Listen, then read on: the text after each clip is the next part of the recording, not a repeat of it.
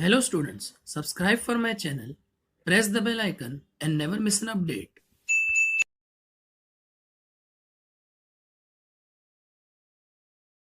Hello friends, welcome to my YouTube channel classic tutorial. आज के lecture में हम class 10th ICSC the first war of independence का part 2 करेंगे। इससे पहले मैंने पार्ट 1 रिलीज़ किया था जिसमें मैंने पॉलिटिकल कॉजेज़ डिटेल में एक्सप्लेन किए। उम्मीद करता हूँ आपने वो वीडियो देखा होगा, और अगर नहीं देखा है तो आपको मैं लिंक डिस्क्रिप्शन में दे दूँगा। आइए अब हम शुरू करते हैं part 2।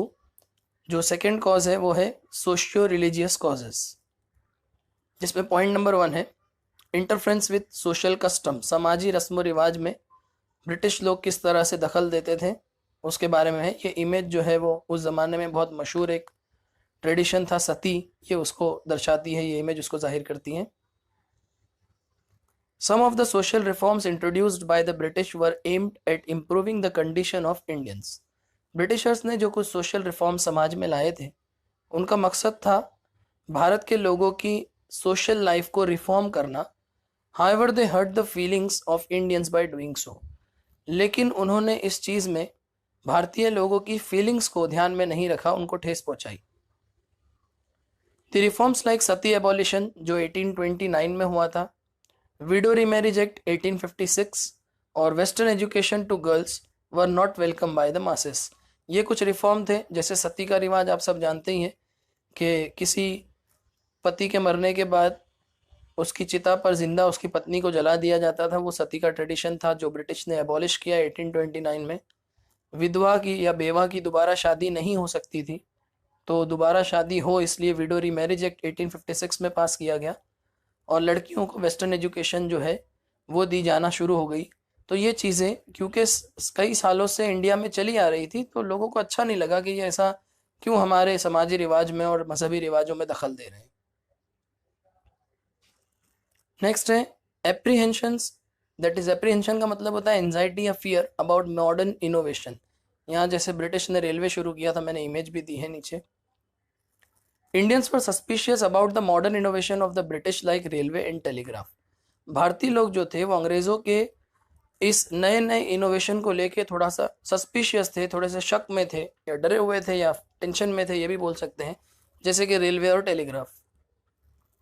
People misunderstood that telegraph poles were erected to hang them. लोगों को ये लगा कि शायद ये जो टेलीग्राफ के पोल इन्होंने बनाए हैं ये उनको फांसी देने के लिए बनाए गए हैं। एंड इन रेलवे, और रेलवे में क्या होता था, higher caste were made to sit with lower caste, क्योंकि उस जमाने में कास्ट डिस्क्रिमिनेशन होता था। बड़ी कास्ट का बंदा छोटी कास्ट के बराबर नहीं बैठता था, या यूं कह लो कि छोटी कास्ट वाले को बड़ी कास्ट के बराबर बैठने नहीं दिया जाता था। लेकिन रेलवे में तो सब साइड बाय साइड बैठते थे, इसलिए लोगों को रेलवे अच्छा नहीं लगा, ये इनोवेशन नहीं पसंद आया।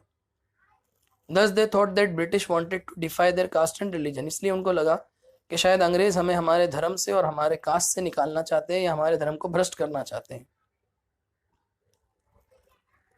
पॉलिसी ऑफ रेशियल डिस्क्रिमिनेशन, जात पात का फर्क करते थे Britishers. The British were rude and arrogant towards Indian. बहुत रूड, बहुत ही बुरे तरीके से, बहुत ही बुरा बर्ताव करते थे भारतीयों से ब्रिटिश लोग। They considered themselves as superior to Indian. वो समझते थे कि हम सुपीरियर हैं और इंडियंस जो है वो इन्फीरियर हैं। Some officers ill treated and insulted Indian. कुछ तो इल ट्रीट करते थे, बुरा बर्ताव करते थे, इंसल्ट करते थे। Such treatment of British hurt the feelings of Indian masses. इस तरह के ट्रीटमेंट की वजह से भारतीयों के दिल को या भारतीयों के जज्बात को ठेस पहुंची। यहाँ मैं आपको एग्जाम्पल बताता हूँ, मुझे याद आ रहा है। जैसे बहुत सारे पार्क्स और होटल्स होते थे जो ब्रिटिश लोगों के लिए रिजर्व होते थे, इंडियंस को वहाँ एंट्री नहीं होती थी, तो इस तरह का डिस्क्रिमिनेशन करते थे ब्रिटिश लोग। नेक्स्ट पॉइंट है corruption in administration. The rich were allowed to go away after crime but the poor were looted and tortured. अमीर ने अगर कोई क्राइम किया तो क्योंकि पैसा होता था, करप्शन बहुत था, तो इसलिए पैसे के बल पे वो बच जाता, लेकिन गरीब बेचारा फंस जाता, उसको लूट लिया जाता, टॉर्चर किया जाता। Because the police and other British officers were corrupt, क्योंकि ब्रिटिश ऑफिसर या उस जमाने की जो पुलिस थी, अंग्रेज पुलिस, वो करप्ट थी। नेक्स्ट पॉइंट है ऑपरेशन ऑफ द पुअर, यानी गरीबों को और दबाया जाता था। The complex judicial system of the British enable rich to oppress poor. अंग्रेजों का जुडिशियल सिस्टम ही कुछ इस तरह का था कि सारे प्रिविलेजेस, सारे अधिकार जो थे वो रिच लोगों को ही मिलते थे, तो गरीबों के साथ नाइंसाफी होती। Torture and imprisonment was quite common, सताना, जेल में डाल देना एकदम आम बात थी उस जमाने में। This led Indians to join the revolt in the hope of improving their condition, इसलिए लोगों ने सोचा कि चलो रिवोल्ट करते हैं, बगावत करते हैं, शायद हमारे हालात में कुछ सुधार आ जाए। Next point is activities of missionaries. Missionaries जो क्रिश्चियन मिशनरीज होते हैं, जो अपने धर्म को, क्रिश्चियनिटी को प्रोपोगेट करते हैं, उनकी भी एक्टिविटीज इंडिया में उस जमाने में बहुत तेजी से शुरू हो गई थी। The British began to interfere with the religious beliefs and local customs of Indian, क्योंकि अंग्रेज क्या कर रहे थे, हमारे रिलीजियस बिलीफ और हमारे लोकल रस्म रिवाज में इंटरफेयर करने लग गए थे। They denounce idol worship and dubbed the local custom as ignorance। उन्होंने आइडल वर्शिप को तो बिल्कुल एकदम डिनाई कर दिया कि ये करना ही नहीं है, और जो जमाने में लोकल कस्टम्स थे उन सबको उन्होंने इग्नोरेंस बोल दिया, जाहिल लोग करते हैं ये सब, ऐसा बता दिया। After 1813 the numbers and activities of the Christian missionaries increase. 1813 के बाद क्रिश्चियन मिशनरीज के नंबर्स और उनकी एक्टिविटीज भी बढ़ गई। The Indians thought that those missionaries would convert them into Christianity with the help of British government। Indians को ये लगा कि शायद वो मिशनरीज हम लोगों को क्रिश्चियनिटी में बदल देगी, और इसमें उनकी मदद ब्रिटिश गवर्नमेंट कर रही है। Next point is fear regarding western education. In 1829 the Bengal government established an English class in Calcutta Madrasa. 1829 में बंगाल की गवर्नमेंट ने कलकत्ता मदरसा, क्योंकि मदरसा है तो ऑफकोर्स एक मुस्लिम इंस्टीट्यूशन था, वहाँ पे इंग्लिश की क्लास शुरू कर दी। Later it was started in Banaras Sanskrit college, उसके बाद वो बनारस के संस्कृत कॉलेज यानी हिंदू इंस्टीट्यूशन में भी इंग्लिश की क्लास शुरू हो गई। Such emphasis on western education was not welcome by the masses. इस तरह का वेस्टर्न एजुकेशन पे अचानक से जोर देना लोगों को अच्छा नहीं लगा, खास करके मौलवीज और पंडित्स को। They saw it as an attempt to discourage Islamic and Hindu studies. उनको लगा कि कहीं ना कहीं ब्रिटिश लोग जो है वो इस्लामिक और हिंदू स्टडीज को डिस्करेज करना चाहते हैं और अपने इंग्लिश को बढ़ावा देना चाहते हैं। Many Indians suspected that British didn't want to promote literature and science। बहुत सारे इंडियंस को तो ये लगा कि वो लोग कोई साइंस या लिटरेचर को प्रमोट नहीं कर रहे among their children, उनके बच्चों में, but encouraging them to convert into Christianity। वो बच्चों को इसलिए पढ़ा रहे ताकि वो इंग्लिश की तरफ एकदम अट्रैक्ट हो जाए, उससे मुतासिर हो जाए और क्रिश्चियनिटी की तरफ कन्वर्ट होने लगे। Taxing religious places. British hurt the religious sentiments of Indians by the taxing lands belonging to temples and mosques। भारतीयों के मजहबी जज्बात को, धार्मिक जज्बात को ठेस पहुंचाई अंग्रेजों ने जब उन्होंने टेम्पल्स और मस्जिदों के ऊपर जो है वो टैक्स लगाना शुरू किया।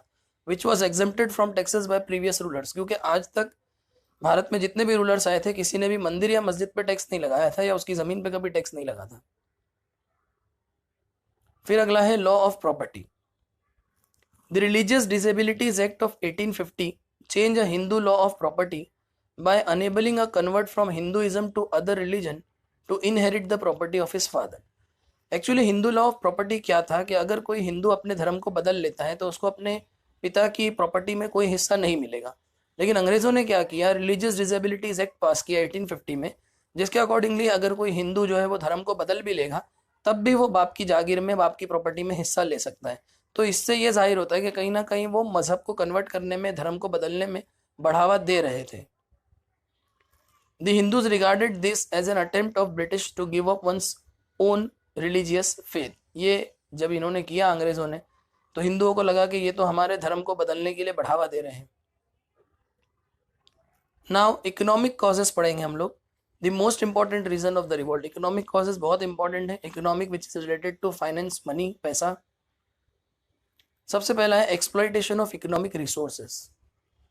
India was force to export cotton, silk and food grains to England at cheaper rate. भारत से ये लोग क्या करते थे, कॉटन हो गया, सिल्क हो गया, अनाज हो गया, ये इंग्लैंड एक्सपोर्ट कर देते थे और वो भी बहुत कम पैसे मिलते थे बदले में भारत को। British force Indian cultivators to plant indigo and tea. फिर अंग्रेज क्या करते थे, जो भारतीय किसान है बेचारे, उन सबको जोर देते थे, जबरदस्ती फोर्स करते थे कि वो इंडिगो, जिसे नील कहते हैं हम लोग हिंदी में, रंग होता है, ये कपड़ों को रंगने के लिए काम आता है, और चाय उगाने के लिए जोर देते थे। Indians were made to accept readymade British goods. और बदले में क्या होता है, देखो यहाँ पे अगर आपने पॉइंट नंबर 1 में ध्यान दिया तो बोल रहा है कि कॉटन और सिल्क इंडिया से जाता था, फिर रेडीमेड गुड्स इंडिया में आते थे और वो ब्रिटिश इंडियंस को बेचते थे, यानी रॉ मटेरियल हमसे चीपर रेट में खरीदा, फिर उससे जो फाइनल गुड बनाते थे वो हम लोगों को बहुत महंगा बेचते थे वो, तो कहीं ना कहीं वही फायदे में थे। Indian handmade products were enable to compete with machine made British good. अब इंडिया का हाथ से बनाई हुई चीज़ है, ब्रिटिश लोगों की जो गुड्स थे मशीन मेड थे, उसके सामने कुछ नहीं थे, compete नहीं कर पा रहे थे, उसका मुकाबला नहीं कर पा रहे थे। All those things badly affected Indian industries, thus problem of unemployment rose. इन सब चीज़ों की वजह से इंडियन इंडस्ट्री पे बहुत बुरा असर पड़ा और बेरोजगारी बढ़ना शुरू हो गई। Due to excessive export of food grain, अब क्योंकि अनाज भी बहुत ज़्यादा मिकदार में, बहुत ज़्यादा क्वांटिटी में एक्सपोर्ट हो रहा था, तो India had no agricultural surplus. जहां इंडिया एक एग्रीकल्चरल कंट्री था, आप सोचिए कि इंडिया के पास ही एग्रीकल्चरल सरप्लस नहीं है, अनाज खत्म हो गया है, which raise the price of raw material, जिसकी वजह से रॉ मटेरियल की कीमतें बढ़ गई थी। नेक्स्ट पॉइंट है ड्रेन ऑफ वेल्थ, दौलत या रिसोर्सेज लूट रहे थे हमारे इंडिया से ब्रिटिश। ड्रेन ऑफ वेल्थ का क्या मतलब होता है? The transfer of wealth from India to England, India से इंग्लैंड वेल्थ को ट्रांसफर करना, for which India got no proportionate economic return, जिसके बदले में इंडिया को कोई भी इकोनॉमिक रिटर्न का शेयर, प्रोपोर्शनेट का मतलब होता है कोई परसेंटेज, कोई शेयर नहीं मिलेगा, is called drain of wealth, इसे ड्रेन ऑफ वेल्थ कहते हैं। After battle of Plassey, battle of Plassey के बाद British stop bringing gold to buy Indian cotton and silk in India. Battle of Plassey से पहले जब भी वो इंडिया से कॉटन और सिल्क खरीदते हैं तो बदले में गोल्ड देते थे, लेकिन बैटल ऑफ प्लेसी के बाद उन्होंने गोल्ड इंडिया में लाना बंद कर दिया।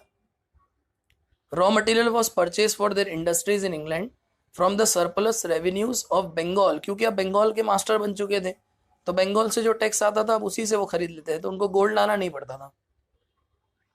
In this way British started looting India's raw material resources and wealth, इस तरह वो इंडिया का रॉ मटेरियल, रिसोर्स और वेल्थ लूटने लगे।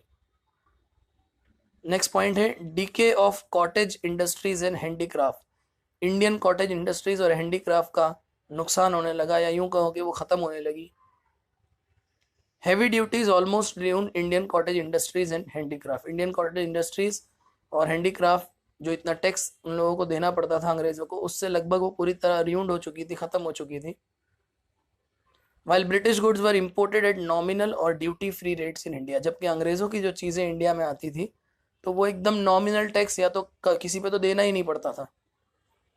Bye the middle of 19th century, 19th century के मिडल तक export of cotton and silk from India was stop, बिल्कुल कॉटन और सिल्क का एक्सपोर्ट जो था वो खत्म हो गया।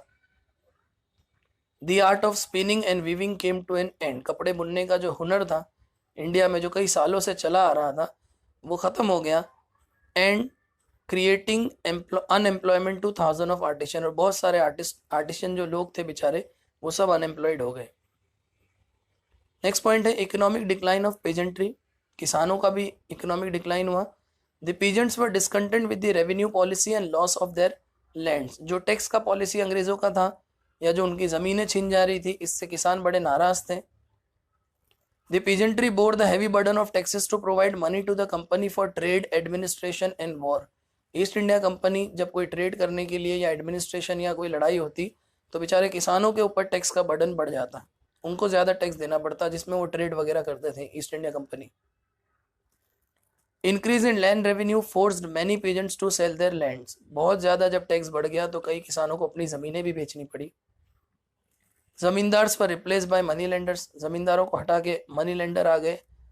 Who had no concern for the peasants, जिनका किसानों के लिए कोई भी रहम नहीं था, उनको उनसे कोई लेना देना नहीं था।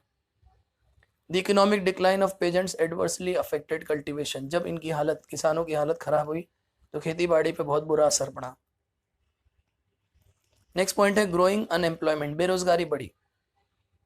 The earlier rulers used to give patronage to scholar, artisan, etc. पहले क्या होता था, अगर कोई आर्टिस्ट है, कोई कलाकार है, तो वो अपनी कला को कंटिन्यू रखे, बदले में कोई राजा जो होता था वो उसको पैटर्नेज, पैटर्नेज का मतलब होता है फाइनेंशियल हेल्प दे देता था, पैसा देता था, जिससे उसकी रोजी रोटी चलती थी। But after British annexation their patronage came to an end, लेकिन अंग्रेजों ने जब कब्जा कर लिया तो उनका पैटर्नेज बंद हो गया, उनकी फाइनेंशियल जो ज़रूरतें थी अब वो पूरी नहीं हो पाती थी। Thus those who were dependent on their patronage become poor, क्योंकि अब उनको पैसा ही नहीं मिलता तो बेचारे गरीब हो गए। British annexation also made thousands of soldiers, administrative, military and judicial officials unemployed.